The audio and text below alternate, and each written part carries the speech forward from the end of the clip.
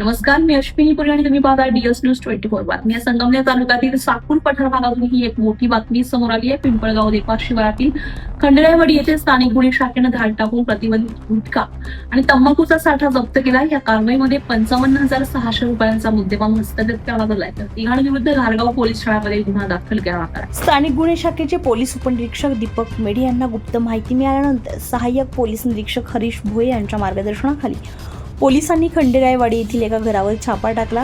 कारवाई दरम्यान रणखाम येथील प्रभाकर अण्णासाहेब गुळवे हा इसम तिथे आढळून आलाय. चौकशीमध्ये त्याने राजू नामदेव ढेरंगे यांच्या सांगण्यावरून विक्रीसाठी गुटखा व तंबाखू आणल्याची माहिती दिली आहे. पोलिसांनी केलेल्या झडतीमध्ये 12,480 रुपये किमतीचे हिरापाड मसाल्याचे 65 पुडे आणि 3,120 रुपये किमतीचे रॉयल 717 तंबाखूचे 65 पुडे जप्त केले. तसेच व्यवहारासाठी वापरला जाणारा 40,000 रुपये किमतीचा मोबाईल फोनही ताब्यात घेण्यात आलाय. अन्न आणि औषध प्रशासनाच्या अधिकाऱ्यांनी नमुने जप्त करून तपासणीसाठी पाठवले.